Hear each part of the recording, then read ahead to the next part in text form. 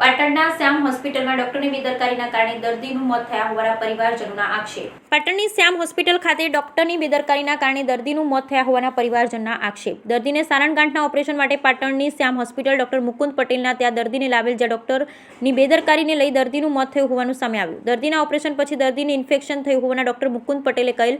ત્યારબાદ દર્દીના વિઝિટમાં ડોક્ટર મુકુંદ પટેલ આવ્યા જ નથી, તેમજ દર્દીને જોઈતી સારવાર આપવામાં આવી ન હોવાના મૃતક રમીલાબેન રાધનપુરના રહેવાસી છે તેમના પુત્રી કાજલબેન સાધુએ આક્ષેપ કર્યા. આયુષ્યમાન કાર્ડમાં ડોક્ટર ગેરંટી લેવાની ના પાડી, પ્રાઇવેટ રીતે દવા કરાવશો તો ગેરંટી લેવું પડશે, મુકુંદ પટેલે બોલ્યા હોવાના પણ આક્ષેપ કર્યા પરિવારજનો દ્વારા કરવામાં આવ્યા છે.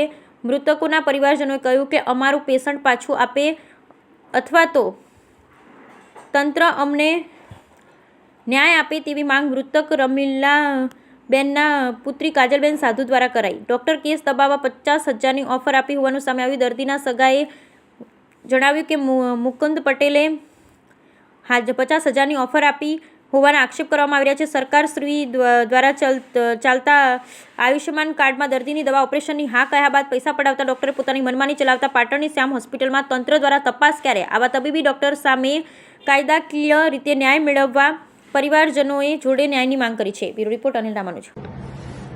હવે એમને 31 તારીખે અહીંયા આપણે દાખલ કર્યા હતા અને 1 તારીખે એમનું ઓપરેશન કરેલું હતું.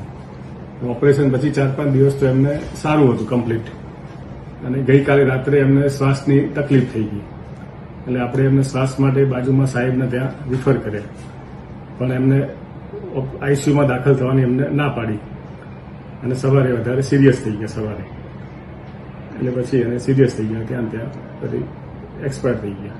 એમને પહેલાં કોમ્પ્લિકેટેડ ઓપરેશન હતું એમનું, અને પહેલાં 7-1 વર્ષ પહેલાં એને અગાઉ ઓપરેશન કરાયેલું હતું, એટલે આંતરડાને બધું ચોંટી ગયેલું હતું, સાણ ગાંઠે હતી, બધું ત્યાં નીચે ગર્ભાશયની આજુબાજુ બધું ચોંટેલું હતું બધું એમને, અને કોમ્પ્લિકેટેડ ઓપરેશન હતું, એટલે એમને ઓપરેશન લગભગ 5 કલાક ચાલ્યું હતું ઓપરેશન.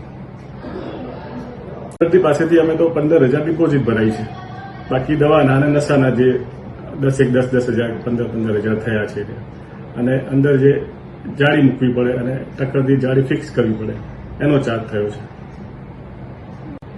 એટલે એને ડાયાબિટીસના કારણે કોઈ શ્વાસની તકલીફ થઈ હોય કે કંઈ બીજી હૃદયની એટેક આવી ગયેલો હોય અથવા બીજી કંઈ શ્વાસને લગતી તકલીફ થઈ હોય, એ એનું કારણ હોઈ શકે. આવ્યા હતા પણ દર્દીના સગાને કે અમારે આઈસીયુમાં જવું નથી, તમે અહીંયા જ અમારી સારવાર કરો, એટલે એમને અહીં જ રાખવામાં આવ્યા હતા હોસ્પિટલમાં જ અંદર, અને સવારે દર્દી વધારે સિરિયસ થઈ ગયા. પછી મારી મમ્મીને અમે 31 તારીખે લાયા હતા, અને મારા મધર જ થાય છે, એમને મેં 31 તારીખે લાયા હતા, અને એમનું મોત ડૉક્ટરની બેદરકારીના કારણે થયું છે. એમને સારંગાંઠનું ઓપરેશન કરાવ્યું હતું, તો એમાં ડૉક્ટરની બેદરકારીના કારણે એમનું મોત થઈ ગયું. ડૉક્ટર કે અંદર ઇન્ફેક્શન થઈ ગયું, પછી ડૉક્ટર હાજર જ નહીં થઈ ગયા. ઓપરેશન કરાયા પછી ડૉક્ટર આવ્યા જ નહીં. કે કાર્ડમાં હું ગેરંટી નહીં લેતો, આયુષ્માન પીએમ જે કાર્ડ આવે એમાં ડૉક્ટર એવું કે હું ગેરંટી લેતો નથી, અને તમે પૈસેથી કરાવો ને એમાં હું ગેરંટી લઉં.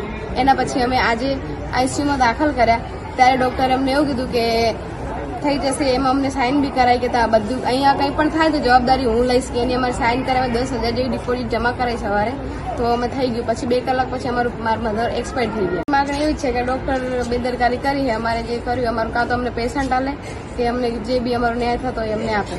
અને ડૉક્ટરે કેસ દબાવવાને અમને 50,000ની માગણી કરી કે તમે કેસ દબાવી દો તો હું તમને 50,000 રૂપિયા આપું.